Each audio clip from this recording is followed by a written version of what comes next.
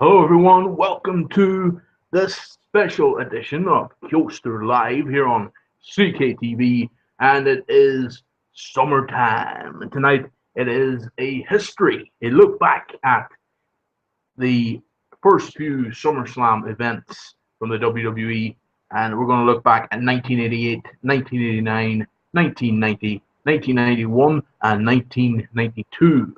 And we're going to have a little retrospective, if you will, of the some of the greatest SummerSlam moments on CKTV tonight. It is live. It is the Keoster bringing it to you. And right now, let's have a little intro here. Let's have a proper intro of true SummerSlam fashion.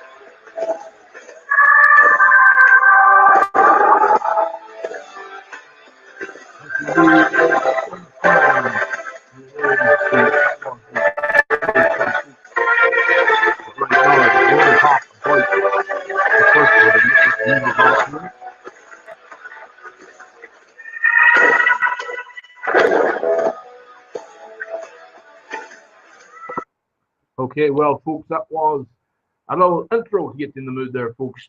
And right now, we're going to talk about the first one. Actually, a few months ago, or a few years ago, actually, I made a video called the review of SummerSlam 1988, and I talked about that particular event on that particular video. And I will put up a link in the description below of this video to get you to that review if you want to cover that as well. The main event of SummerSlam 1988 was Hulk Hogan and the Macho Man, the Mega Powers, up against the Andre the Giant and the $1 Million Man, Ted DiBiase. It was the Mega Bucks.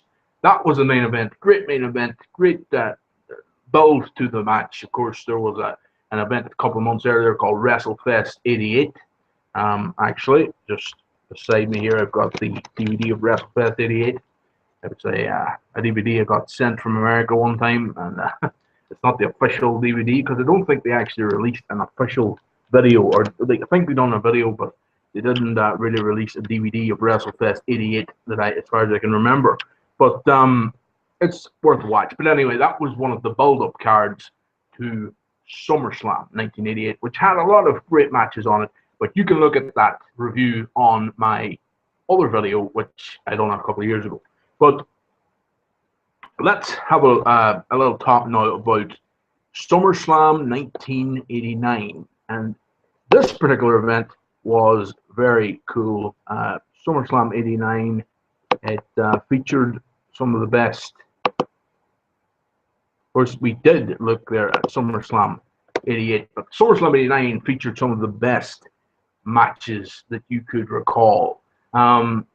What the main event was Hulk Hogan and Brutus the Barber Beefcake up against Zeus and the Macho Man Randy Savage, who was, of course, a bad guy at this stage. Of course, him and Hogan had the Mega Powers going in 1988 and early 89.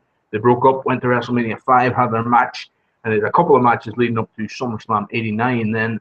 And, of course, Hogan being a good guy, and Zeus and Hogan were in a film called No Holds Barred in early 89 or early to mid 89, and there was the storyline. Then they decided to bring it to the actual SummerSlam, to make SummerSlam even bigger. So indeed, they decided to bring in Brutus Beefcake, who's Hogan's best friend in real life. So they brought in Ed Leslie as Brutus Beefcake to team up with Hogan to go up against the dastardly duo of Macho King now and Zeus. So yeah, SummerSlam 1989, quite a watch. Many big matches on that particular card. I can tell you that probably some of the best matches on that card was the first match, which was, of course, the Hart Foundation against the team of the Brainbusters, and which was a very good match. The Harts, of course, Jim the Anvil Knight Hart, Bret the Hitman Hart, against the Brainbusters, who were, of course, Tully Blanchard and Arn Anderson, who had come over from WCW at the time. They were, of course, working as a tag team as they were in WCW as well. Before that, as part of the Four Horsemen. So yes, Bobby Heenan was, of course, the guy in charge of the Brainbusters, and he was the manager. And that was a very good match to start off. Then there was a great match between. It was an okay match, but it was great entertainment. It was between the Honky Tonk Man and, of course, Dusty Rhodes, the American Dream, and that was a very good match at the time as well. A good solid SummerSlam 89. I thought it was probably one of the better SummerSlams. Them early SummerSlams between 89 and 92 were very entertaining. They were, of course, the golden era of WWF, and going up against the likes of the summer events in WCW, which they hadn't really picked up at summer events at that stage. I think they were doing they hadn't started Beach Blast at this stage. Beach Blast was their event in July from 92, 93. They done Beach Blast, and then they changed it to Bash at the Beach in 94. But the big event in the summer in WCW came in June time, which is 2 months earlier than SummerSlam, and that was, of course, the Great American Bash. But yes, indeed, the back to talking about SummerSlam 89 and some very good matches on that card. I particularly enjoyed the matches between, well, we can go through them here now. I've got a list of them because I won't be able to remember a lot of them. We talked about the first two there, that the Red Rooster took on Mr. Perfect, and which was pretty much a squash match for Mr. Perfect, as they were trying to lift his character, because he had just debuted, well, more or less debuted in big-time competition around the Royal Rumble 89, so this was his, like, third pay-per-view, so they were trying to bring up his character, and the Red Rooster was really just a well-known jobber, so he was kind of well-known character, but more or less a jobber at this stage of his career. The Rockers and Tito Santana teamed up in SummerSlam 89 against the fabulous Rougeau brothers, as they teamed with Rick the Model Martel. And the storyline behind that match was Tito Santana, who later became El Matador, Tito Santana. He, of course, was just broke up with as a tag team partner from Rick Martel. And then they, of course, were known as the Strike Force. And they had a falling out at WrestleMania 5, so they became rivals. And then they had big rivalry matches right up until 1991. So very interesting stuff there as far as, well, great stuff, great wrestling storyline when you think of the Rockers teaming with Tito against the Rougeaus teaming with Rick Martel. Plenty of high-flying action in that one. Ravishing Rick Rude with his manager Bobby the Brain Heenan versus the Ultimate Warrior, and Ravishing Rick Rude's Intercontinental Championship was on the line, and the Warrior won it back thanks to interference in this one from Roddy Piper, which was a very entertaining match. Also, in that particular SummerSlam 1989, Demolition, of course, teaming up with Hacksaw Jim Duggan, in this one known as King Duggan, and they went up against the Twin Towers, Akeem the African Dream, and the Big Boss Man, as they teamed with Andre the Giant. And of course, Slick was managing Akeem and the Boss Man, as of course Bobby the Brain Heenan managed Andre the Giant at that time. Also, and that was a very entertaining match, by the way. Also, Hercules versus versus Greg the Hammer Valentine, which was Of course, Valentine managed by the mouth, the mouth of the South, Jimmy Hart, and he, of course, was this was where Rugged Ronnie Garvin came in as a ring announcer, and the storyline between Greg the Hammer Valentine and Garvin not getting on and stuff, and it was, of course, with Hercules beat Valentine in the end up because of their rivalry. Also, Superfly Jimmy Snuka versus the $1 Million Man Ted DiBiase in a big match, real main event field type match that was the precursor to the main event in this particular pay-per-view, and DiBiase beating Snuka by countout, I think it was. Jimmy Snuka never really got a main event status prior to, or after, if you will, after 1982 or 83. They kind of made him a mid-card to early card wrestler for the rest of his career because of the controversial but never what would you say, never proven but controversial, him supposedly he had a hand in killing his girlfriend at one stage, and way early in his life, a lot earlier, maybe in the 70s or something. Don't know the full story, but I know that there was controversy over that. Therefore, they never really give Superfly Jimmy Snuka much praise nowadays in the WWE, and they never really give him main event status back then either.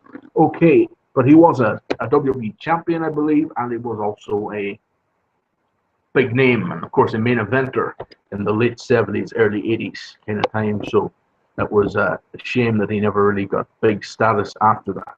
Hulk Hogan and Bruce the Barber Beefcake, as I mentioned, teamed up against Randy Savage and Zeus after that, and that was a very entertaining match. Of course, Elizabeth was in the corner of Hogan and Beefcake, and of course, Sensational Sherry in the corner of Zeus and Randy Savage.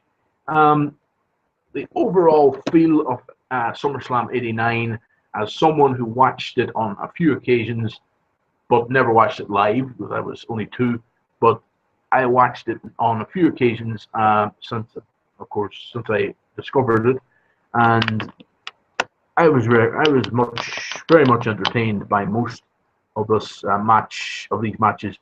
The main storyline of the night, really, the theme of the night was the big match between Hogan's team and Savage's team, with of course, Zeus coming in, and of course the storyline from the movie meeting the storyline from the pay-per-view, which came together nicely. Probably the match that stole the show in this particular card was, for me, the Harts against the Brainbusters. But there you go, that was good tag team wrestling there. So yes, indeed, great stuff from these guys. Great stuff at SummerSlam 1989. Well, we're going to move on now shortly, and we're going to move on to SummerSlam 1990. And we're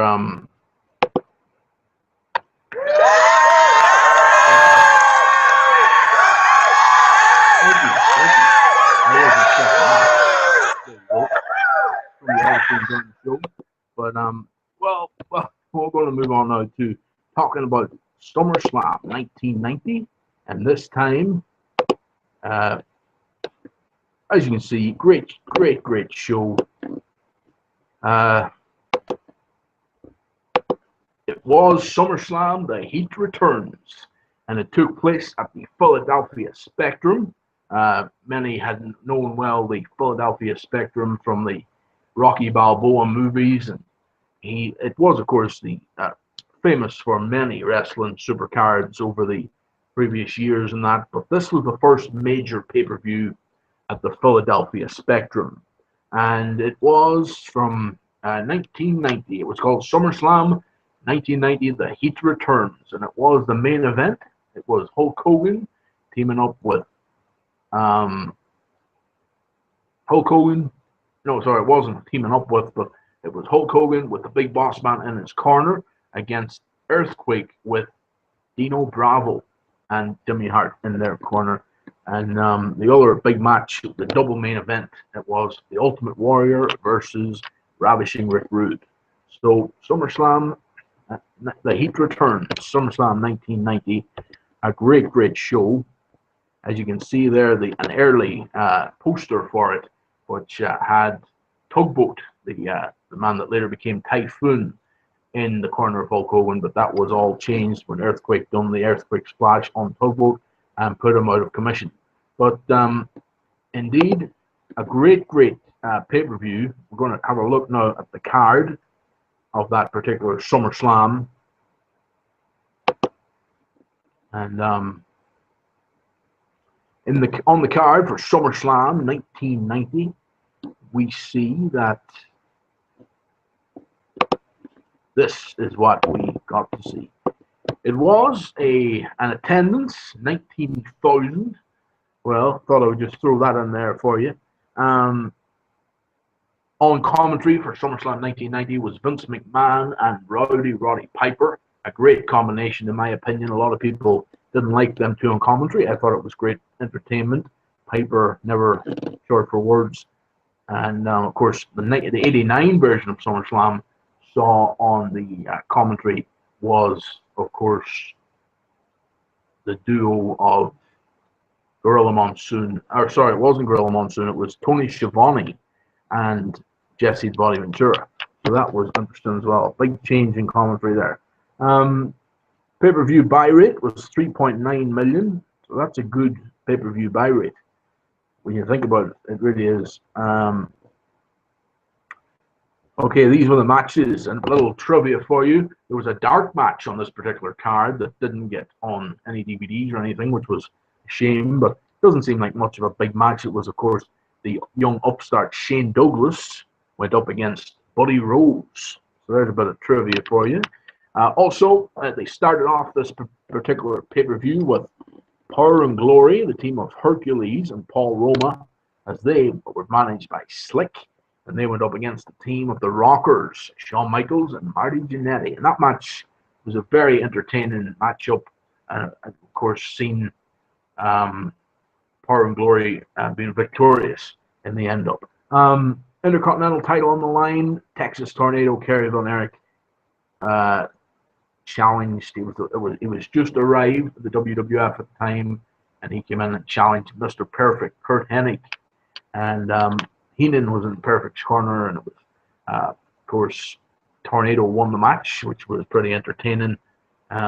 He had come up from WCCW at the time, and he had won the AWA title and the WCCW AWA title in the unification match with Jerry the King Lawler before that and stuff. And he had actually won the NWA title off Ric Flair at a stage, and I thought that was really cool to see him come into WWF and make an impact. But unfortunately, that didn't last too long. But anyway, the next big match on this particular card was the Warlord up against Tito Santana. That was more or less a squash match for the Warlord. Also on SummerSlam 1990, it was the Hart Foundation, the team of Bret the Hitman Hart, Jim the Anvil Neidhart, versus Demolition, the team of Crush and Smash. Axe made an appearance in that one as well, but it was indeed a 2 out of 3 falls match, and it was one of the most entertaining matches of the night at SummerSlam 1990. Demolition were boldly interrupted, if you like, by the Legion of Doom, Hawk and Animal, in that particular match, and that was an excellent bit of interruption. And of course, it showed the LOD and Hearts after the match getting interviewed together and stuff, and it was very entertaining as that transpired. Also, single competition, Jake the Snake Roberts against Bad News Brown, and special referee, the Big Boss Man in this one, and that was a lot of fun as well, as the Snake Man ended up beating Bad News Brown, albeit by disqualification, but still a good match, a good storyline there. Tag team match then, Hacksaw Jim Duggan teaming up with Nikolai Volkov, of course, as they defeated the Orient Express, Sato and Tanaka. They were led by Mr. Fuji. The tag team, a tag team match that was very much a time filler. It was a filler match, as was the likes of the Warlord, Tito Santana, and stuff like that. But they were good, solid filler matches at the same time. They got to it was WWF's way at the time of showing their big, their kind of different characters to the audience, and of course the pay-per-view audience.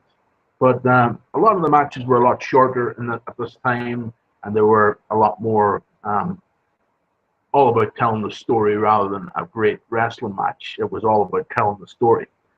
But I think that works. Then the next match at SummerSlam 90 was the Macho King, Randy Savage, with Queen Sherry, as he took on Dusty Rhodes, the American Dream. But you see, the big story in this one, and that was the theme, the recurrent theme throughout the night at SummerSlam 90, and that was Sweet Sapphire getting gifts and stuff from the $1 Million Man Ted DiBiase, and of course it showed you Dusty Rhodes trying to figure out this stuff and then DiBiase reveals himself to be the guy and that's trying to buy her away from Dusty Rhodes, and then of course it ends up Macho Man beats Dusty Rhodes by coming behind him and rolling him up to the pin and stuff, and it was a pretty cool storyline.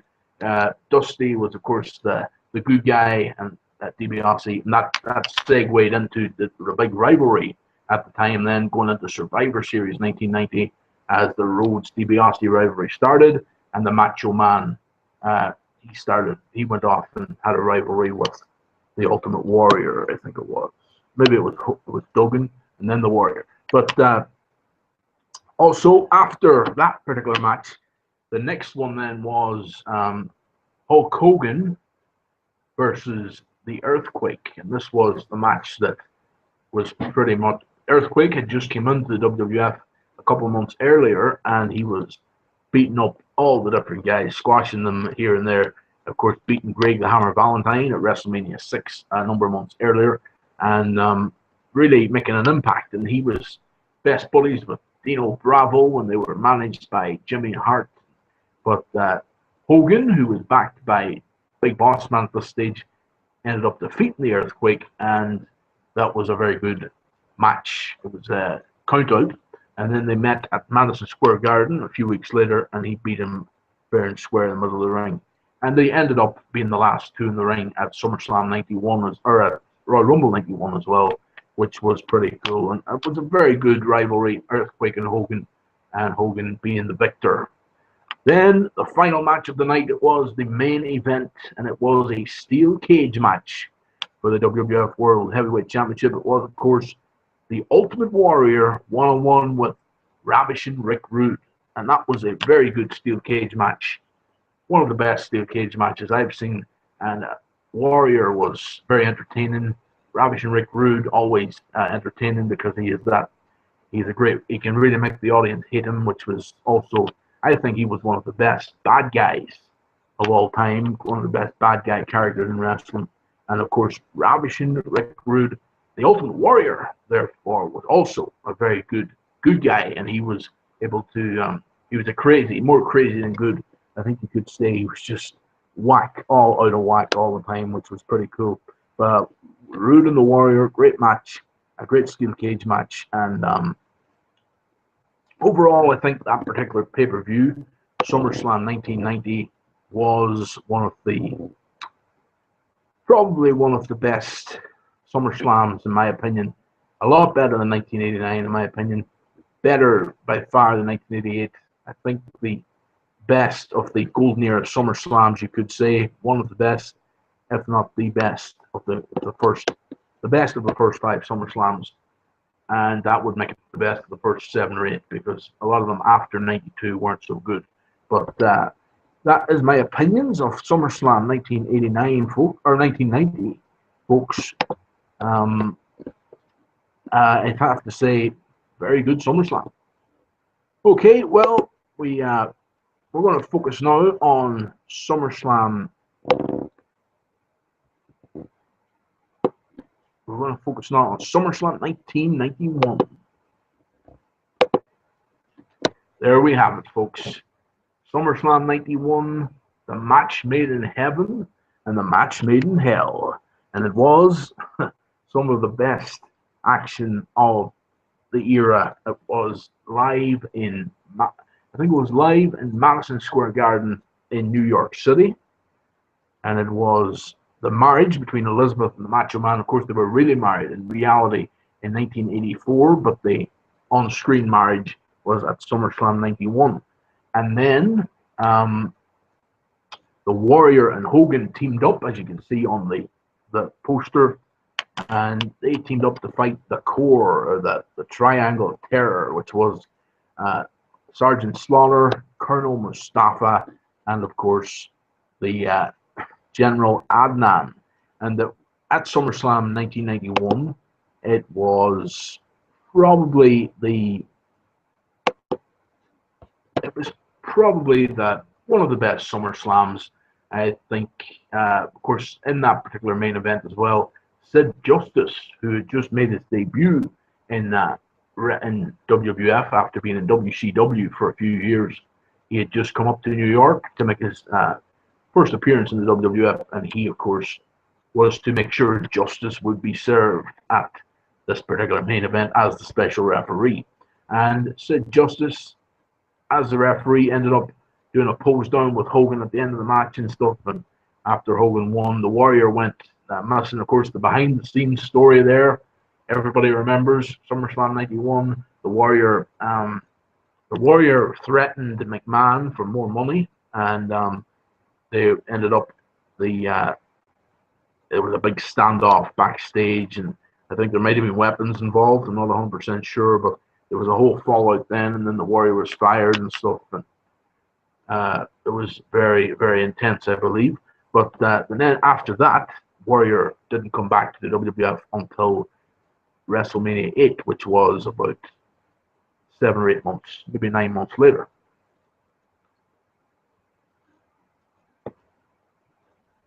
So yeah, very good stuff there. SummerSlam 1990 or 1991. I would say definitely a good SummerSlam. IRS went one-on-one with Greg the Hammer Valentine in a filler match, but it was a good match, one of the best on the card. Also, the Mountie versus the Big Boss Man in a jailhouse match. Very good SummerSlam match there. Of course, the Mountie had to spend the night in a New York prison. Also, it was the other matches were don't have this listed beside me here, but we might be able to bring it up here again. See, can I see a few of the other matches and talk about them?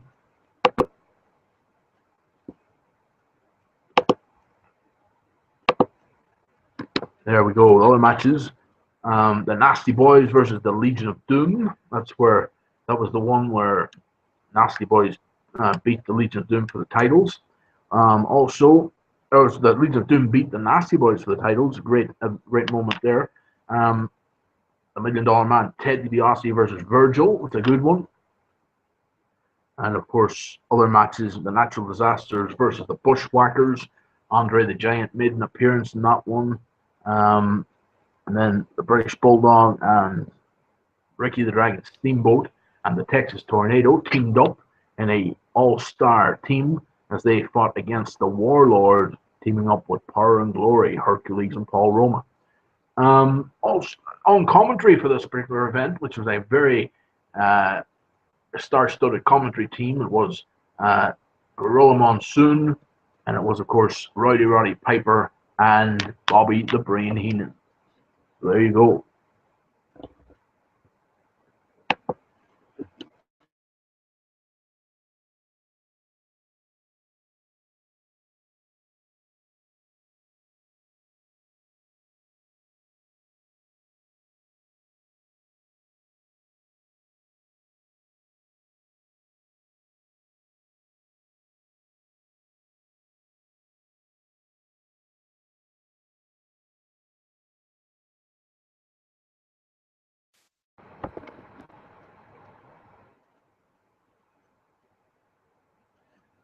Yeah, so we're here tonight and we're talking SummerSlam and the history of SummerSlam here on CKTV, on YouTube.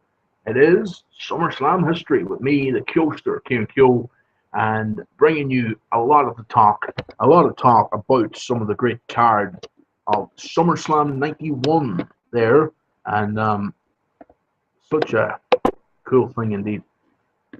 Okay, other matches from SummerSlam 91, we can tell you. In one particular match, it was the best match of the night, and it was the match that stole the show at SummerSlam 91. And that one is Mr. Perfect, Curt Hennig versus Bret the Hitman Hart. And it was Perfect came into the event with the Intercontinental title. Bret Hart came into the event as the up-and-coming star. He was rapidly rising to the top to the main events. And Perfect dropped the title to the Hitman on that particular night at Madison Square Garden in New York City. And the Hitman had the match of his career. Well, you can argue that this or the Bulldog match from the following year were the best matches of Hart's career. It was by far probably SummerSlam, Bret the Hitman Hart's greatest pay-per-view of all the big pay-per-views that he's been involved in. The SummerSlams always worked out for Bret Hart. You have to say that with Piper, Bobby Heenan, and Gorilla Monsoon on commentary, with it being in Madison Square Garden, New York, the mecca of wrestling, and with it being Hogan and the Warrior teaming up and stuff like that, all these factors, and then the Hart Perfect match, it had to be one of the best SummerSlams of all time.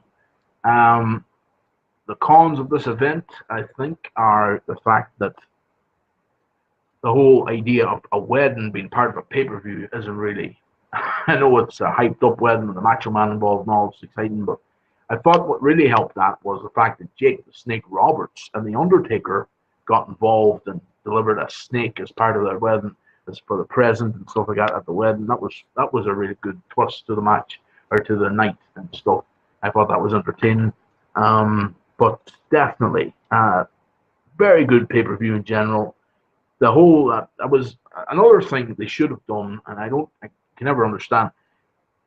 In the shows leading up to SummerSlam 91, they had the Warrior being taught about the dark side. Jake the Snake Roberts teaching the Warrior about the dark side and stuff, and it showed you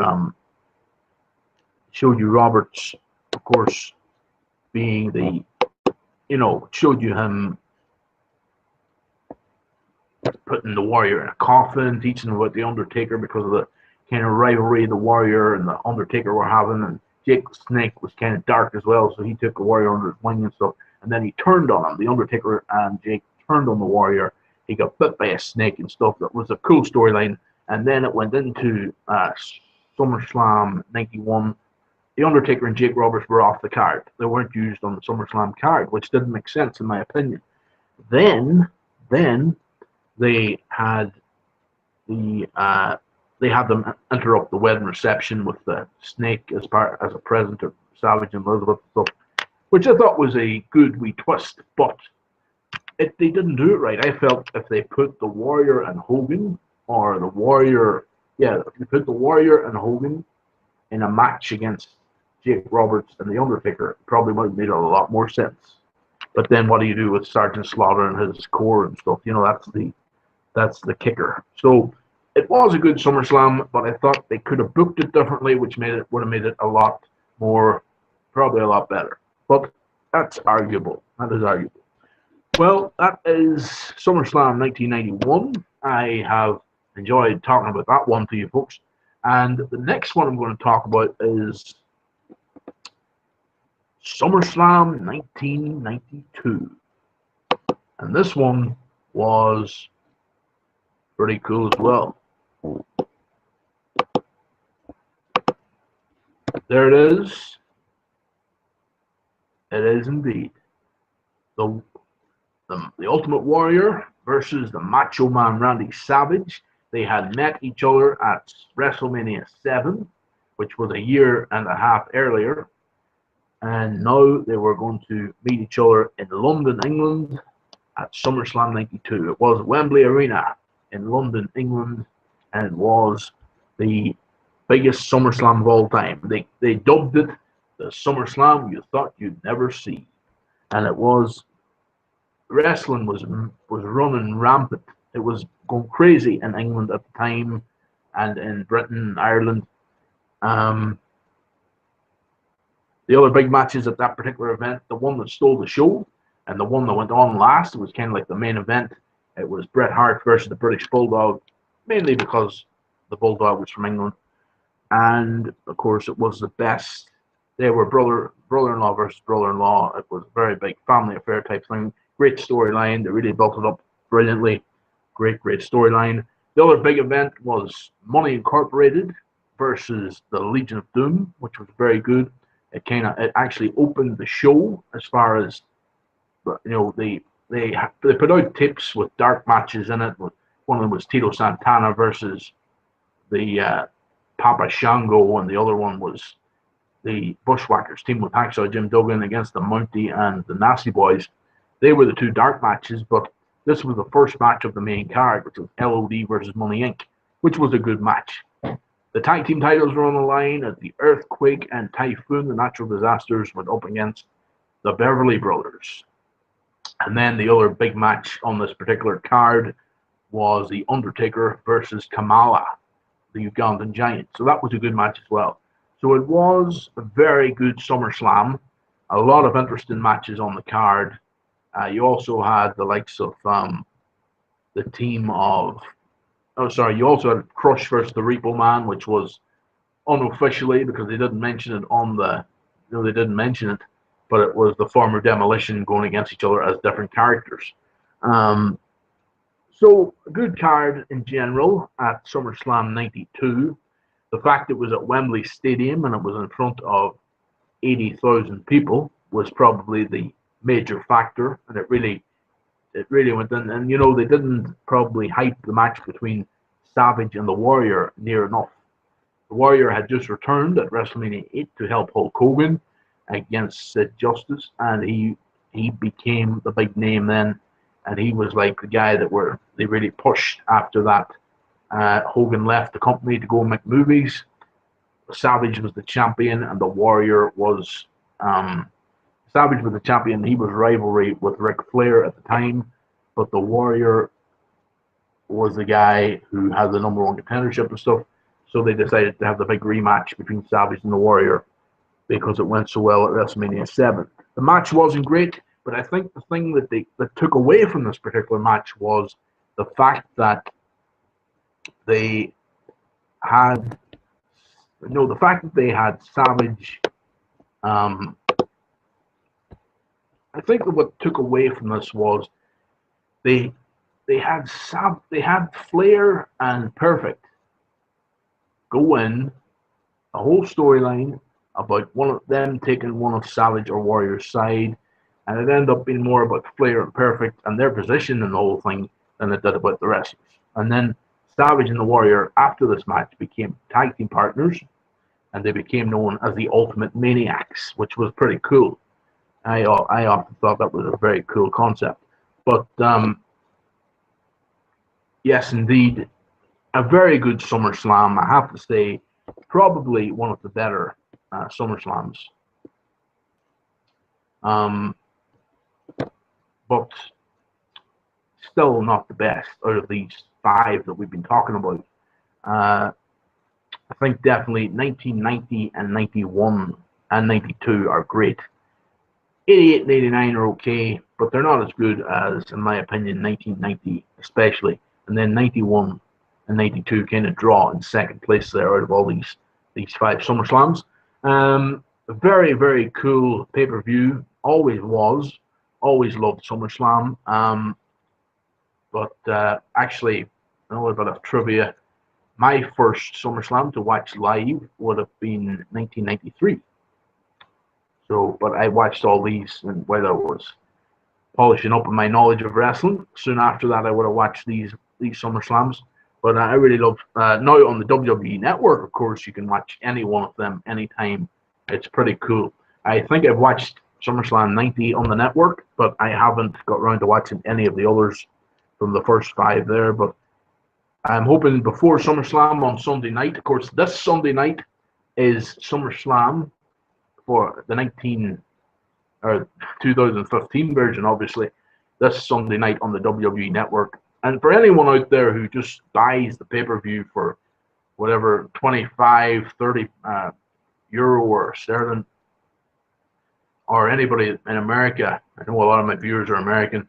If any of you buy it for $50 or $60, why on earth are you spending that much money when you can get the WWE Network for €10 or for €12.99 or $9.99 or sterling, and you can get all the big library that they're adding to all the time, and you can get all the pay-per-views, you can get absolutely everything if you spend that monthly to rather than 60 every time there's a pay-per-view. Doesn't make sense. But anyway, you can watch them all on the WWE Network and all the other shows and all the other big events that has ever happened in the WWF or the companies that it's bought over the years. But definitely SummerSlam has been a great pay-per-view over the years. I'm going to do more of these retrospectives and reviews of these different big events because I'm a big fan. I love this stuff. And why not? Sure. Most of my YouTube stuff is based on wrestling anyway, so no big deal. A lot of it is. I'm branching out into other stuff as well, but I really enjoy doing the wrestling stuff. So shoot me, you know what I mean? I can't say sorry for that because I love it. Okay, coming up, we're going to first of all, just want to say something here.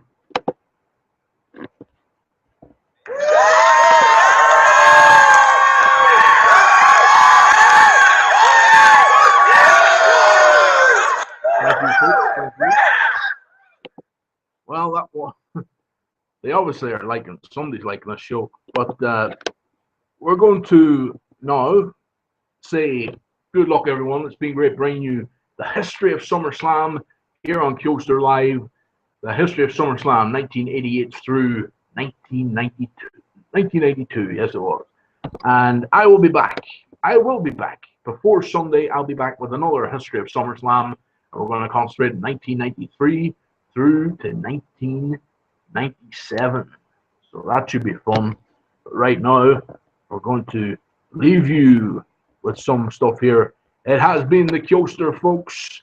And, folks, thank you very much. See you soon. Keoster, over. And out.